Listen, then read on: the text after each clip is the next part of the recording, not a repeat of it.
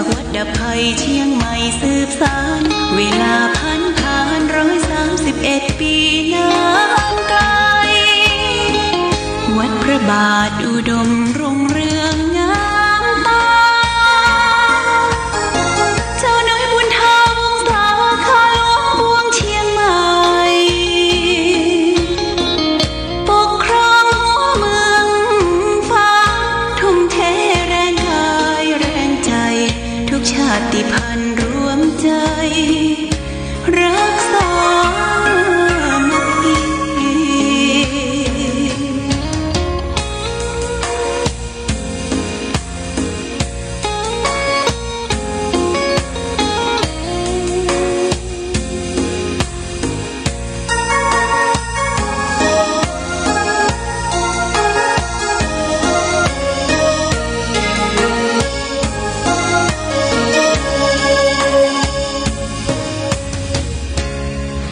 ก่อนเป็นวัดร้างโบราณ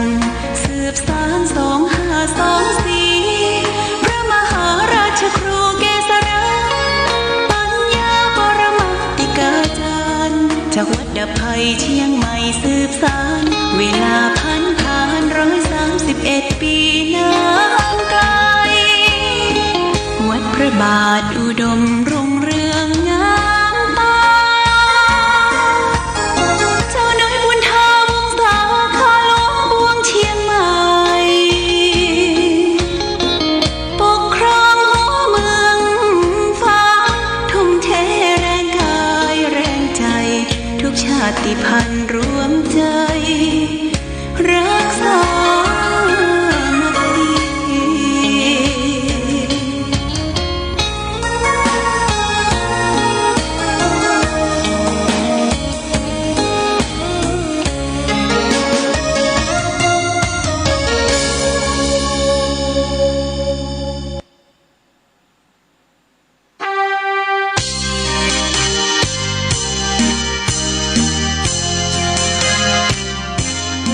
เจริญสุข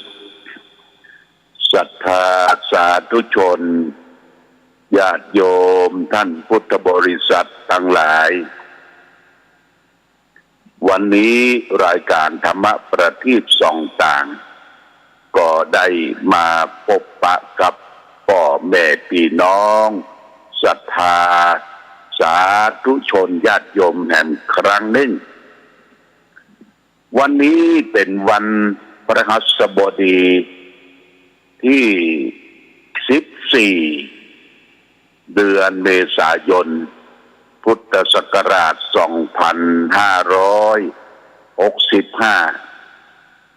ซึ่ง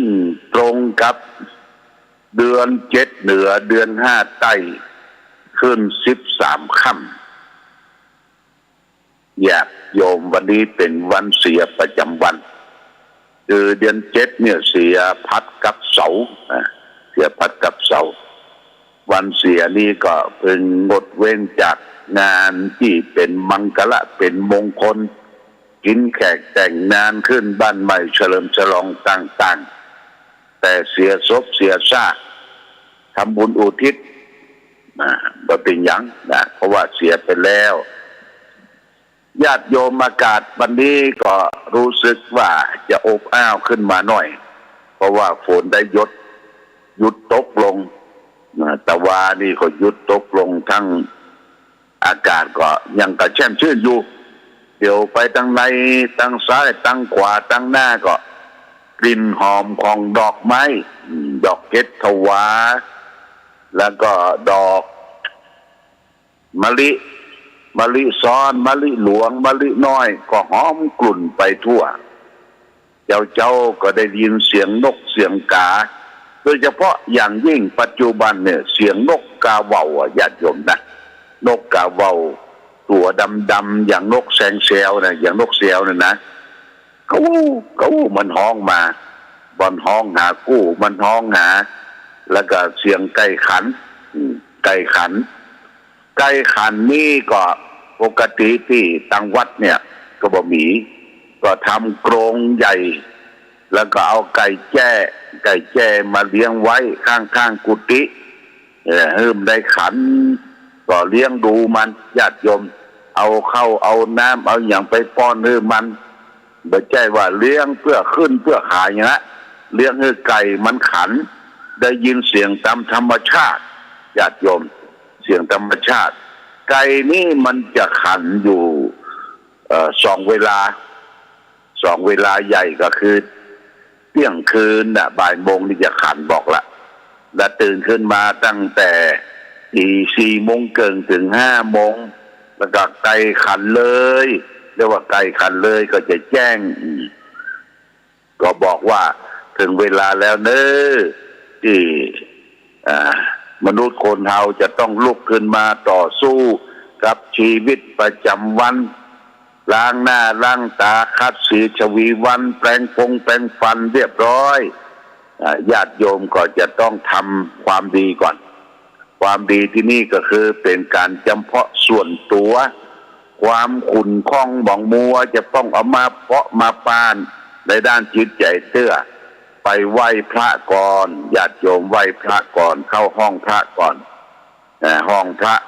ถ้ามีห้องพระก็เข้าห้องพระไหว้พระสวดมนต์แบบย่ออย่าไปเอายาวล้ำไปก็เสียเวลานะไหว้พระสวดมนต์บ่ค่ำก็เอายาวหน่อยไหว้พระสวดมนต์เสร็จเรียบร้อยแล้วก็ทำสมาธิคือจิตใจตั้งมั่นสัก3 นาที5 นาทีไหว้พระตรวจน้ำแล้วก็ออกจากห้องพระหิ้งพระมาเขาจะใส่บาตรตอนเจ้าที่ทุเจ้าออกรับบิณฑบาตถ้าทุเจ้าบ่มาบ่เคยเดินบาตรก็เป็นยังญาติโยมวันพรุ่งนี้นะวันพรุ่งนี้เขาจะไปวัดไปวากันวันนี้เป็นวันแต่งวันดาวันขนทรายขึ้นวัดนะหรือว่าวันเดาถ้าตามปกติพื้นเมืองล้านนาก็บอกว่าวันนี้สังขารล่องปีนี้บอกค่อยได้ยินเสียงปืนเสียงประทัดญาติโยมนะเพราะว่าเศรษฐกิจ มันฝืดมันเฟืองเสียงปืนเสียงประทัดต้มต่ำบอกค่อยจะได้ยินเนาะเพราะว่าเอายิงไปนัดหนึ่งก็ดีหรือประทบเอามาจุดไปนัด1 2 นัดก็ดีเนี่ยก็ทำให้เสียเงินเสียทองเสียปัจจัยก็รู้โดยพฤตินัยก็คือรู้ไปรู้มันว่าวันนี้สังขารล่องแต่วันนี้ก็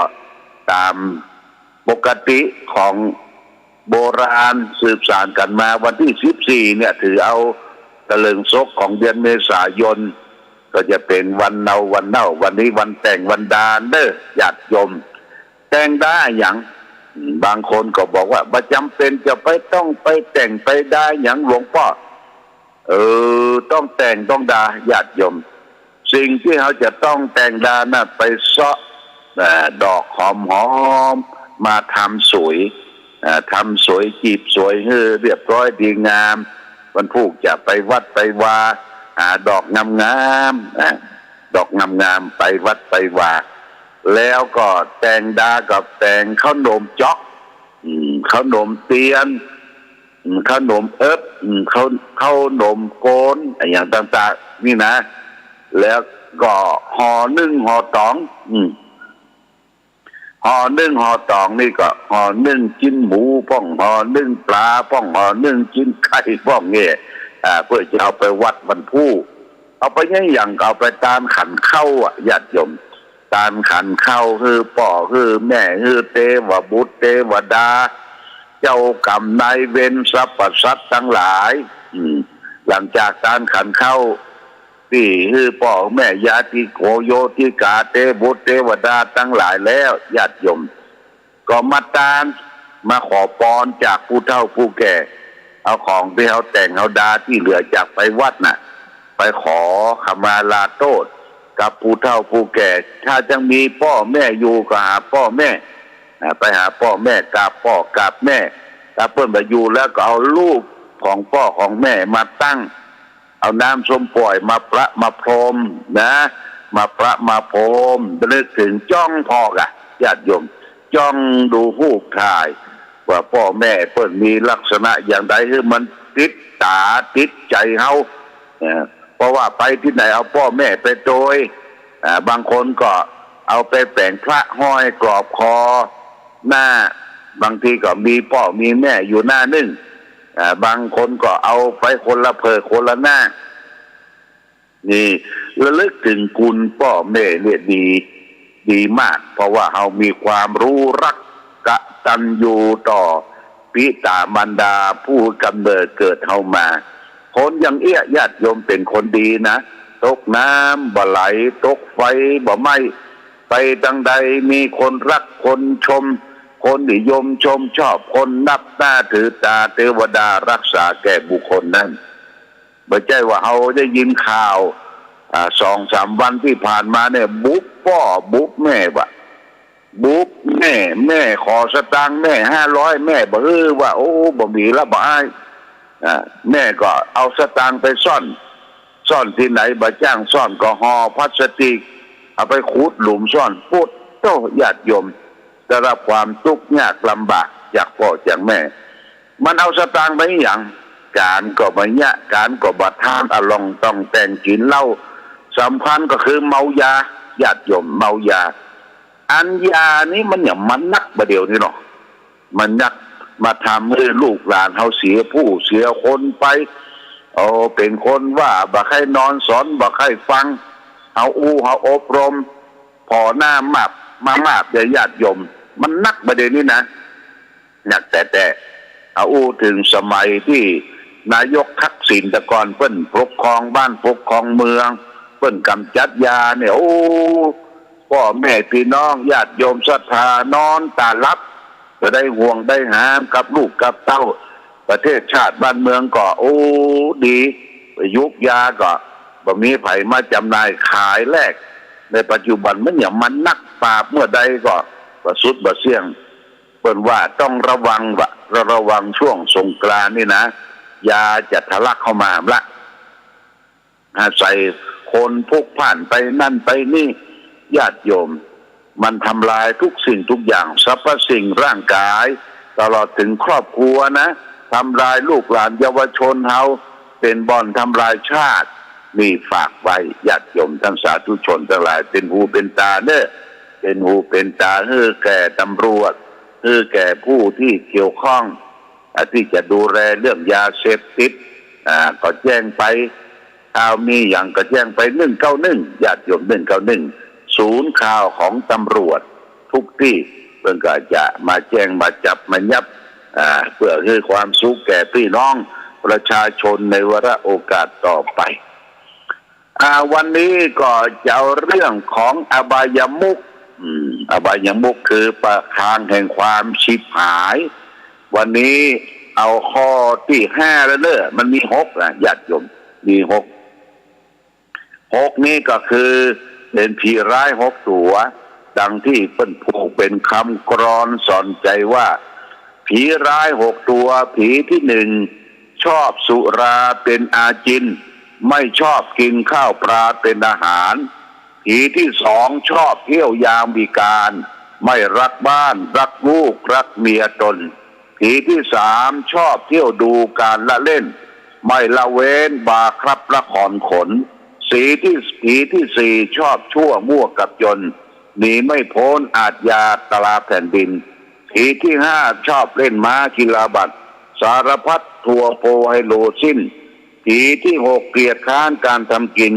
มีทั้งสิ้น6ผีอัปรีวันนี้จะเอาผีที่5เนี่ยคบคนชั่วเป็นมิตรคนชั่วญาติโยมมีลูกมีหลานสอนสั่งเปิ้นบอกว่าโบราณเว้นหมาปอศอกเว้นวอกปอวาเว้นคนพาลาไก่แสนโยชน์คนพาลาก็คือคนพาลคนชั่วอย่าไปเข้าใกล้ญาติโยมอย่าไปเข้าใกล้ดูสืบเสาะประวัติดูว่าคนชั่วมันเป็นลักษณะนั้นลักษณะนี้คนชั่วตามหลักพุทธศาสนาเนี่ยคือมิตร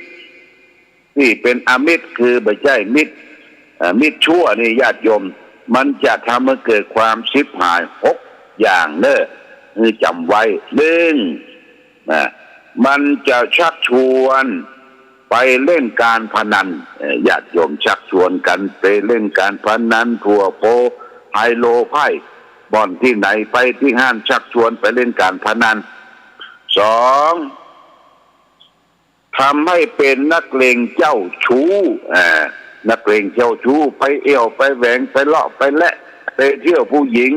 ทั้งกลางคืนที่ไหนเนี่ยชวนไปเป็นนักเลงเจ้าชู้ยิ่งเฮาแก่ตัวไว้ขึ้นมาแล้วเปิ้นไม่ยิงเปิ้นก็บ่แจ้ใครได้ลูกมาใครได้สตางค์ใครได้สตางค์ใครได้เงินโอ้เปิ้นห้องเฮาป่าเนาะเป็นปากเป็นแพร่แล่ห้องป่าอยู่ญาติโยมโอ้น่ะเนี่ยห้องป่ามาแล้วปดก็เมื่อคืนเป็นป่าเป็นเสียกลางวันเจ็ดเหี่ยประวัติตันนะญาติโยมนะสามทำให้เกิดทำให้เป็นนักเลงเหล้านะคนชั่วเนี่ยร้างไปจวนกินเหล้าเป็นนักเลงเหล้านักเลงสุราสี่ทำให้เป็นโอนเขาลวงเขาด้วยของปลอมเนี่ยญาติโยมประเด็นนี้แก๊งคอเซ็นเตอร์มาในรูปแบบใหม่ญาติโยมมันมีโทรศัพท์ก็ใช้โทรศัพท์เนี่ยบางทีก็ว่าแจ้งว่าอันท่านได้รับรางวัลพิเศษจากอันมือถือของท่านจะได้รับรางวัลนั้นแต่วันนี้ขอแจ้งเบอร์โทรศัพท์ไปหาที่ท่านที่นี่เนี่ยเมื่อเขาแจ้งเบอร์โทรศัพท์ไปแล้วรางวัลท่านนี่จะโอนมาทางธนาคารเขาก็บอกเลขธนาคารไปให้เปิ้นไปมันหูหมดญาติโยมเมื่อหูเลขโทรศัพท์หูเลขหมายของธนาคารเนี่ยมันก็หูข้อมูลต่างๆเสร็จแล้วก็มันก็เก่งมูนี่เก่งคอเซ็นเตอร์เนี่ยมันก็จะลักเอาสตุ้งสตางค์เฮาเนี่ยนะโอนเอาสตุ้งสตางค์เฮาไปเนี่ยโอ้เขาเก่งมูนี่เก่งนั่นแหละว่าแก๊งคอเซ็นเตอร์หลอกลวงเขาด้วยของปลอมบางทีก็ไปตกทองญาติโยมตกทองนี่อย่าใดเช่นว่าตามท้องตลาดตามถนนหนทางเอาทองปลอมมาตกเนี่ยเอาเดินไปก่อนบอกอินโนเนี่ยไปปะเอาได้ทองเส้นไปเล่นเส้น2 บาทเดี๋ยวเขาตามมาพอหันได้ทองเนี่ยโอ้มีส่วนร่วมนี่มีส่วนร่วมได้หูได้หันได้ด้วยกันแบ่งกันก้าคนที่ได้เก็บทอง2 บาทของปลอมแบบว่าโอ้จะแบ่งอย่างไรเอาตีอันทอง2 สลึงในคอน่ะมือเงาอย่าเอา2 บาทที่ไปขายมันเอาของแท้ที่ในคอเนี่ยเลดการอย่างการเนี่ยได้ของแท้ไปของปลอมเสร็จแล้วเขาได้แล้วก็ไปร้านทองว่าขอตรวจดูสภาพทองที่เก็บได้เนี่ย2 บาทคนว่าปลอมเอาตายละเอาทองของแท้ไปคือเปิ้ลเอาทองปลอมเนี่ยหลอกลวงเขาด้วยของปลอมอย่าจกทองตกทองนะมันมีหลายหน้านะญาติโยมดีคนเราเนี่ยโอ้หลายหน้าหลายใจแล้วต่อไปคนชั่วมันจะพาให้เขาทำให้เป็นคนคนโกงเขาโดยซึ่งหน้าทำให้เขามันจะพาเป็นคนโกงโดยซึ่งหน้าเช่นปุ๊บปั๊บโกงนะ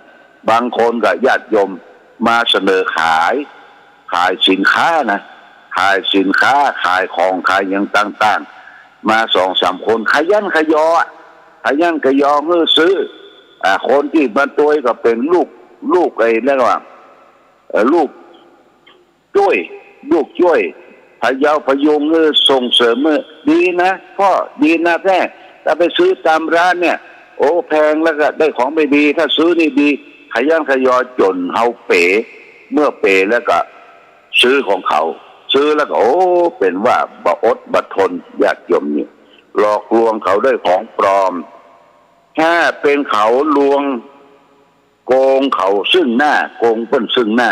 เนี่ยญาติโยมตับป๊บโกงเขาซึ่งหน้าเช่นถอนสตางค์พ่องอย่างพ่องแต่ก่อนนี่ตมาภาพเป็นตู้เจ้าไปเอวปุ้น กับหมู่คณะที่หาดใหญ่แล้วก็เลยไปที่ด่านมาเลเพื่อมีตลาดญาติโยมตลาดเรียกว่าสินค้าไม่เสียภาษีเป็นสินค้าถูกเอาก็ไปพอไปซื้อเอาไปหันนาฬิกานะชื่อว่านาฬิกาเนี่ยเจ็ดดีนะนาฬิกาเจ็ดดียี่ห้อบอกเอาแค่ได้นะยี่ห้ออันเนี้ยมันก็เอาสตางค์จ่ายไป500ถือว่าได้ถูกยี่ห้อมันดีญาติโยมมันก็หอนะเขาก็พอนะปุ๊บใส่ย่ามจ่ายสตางค์คือ500ที่ข้ามด่านมาเตพอโอ้บัดใจนาฬิกาที่เขาพอตะกี้มันเปลี่ยนไปแล้วมันแป๊บเดียวญาติโยมเนี่ยแป๊บเดียวลวงเขาได้ของปลอมเนี่ยลวงเขาได้ซึ่งหน้านะญาตินี่คนบดีเนี่ยคนชั่วญาติโยมคนชั่วสุดท้ายทำให้เป็นนักเลงหัวไม้เนี่ยทำให้เป็นนักเลงหัวไม้ครบบดีเนี่ยปลาเอาบ้าบุกบ้าไปตัวข้ามมาถึงมาตะกัวเนี่ยบุกฮะเหี่ยย่างเนี่ยก็ปวดตัวซับหลายโคโลปวดตัวเนี่ยญาติโยมแต่เปิ้นมาเป็นหมู่เปิ้นจะทำลายวิ่งก่อนเปิ้นใจซ้อเนี่ยทำมือเป็นนักเลงหัวไม้ไปขว้างบ้านเปิ้นป้องกาไปทำลายรถเปิ้นกาไปเนี่ยอย่างนี้ทำไปอันนี้ญาติโยมท่านสาธุชนนี่ฝากไว้เนอะฝากไว้ว่าวันนี้อบายมุขข้อที่5เนี่ยคบคนชั่วเป็นมิตรเป็นอบายมุขทำให้เกิดความเสียหายอย่าหลายอย่าง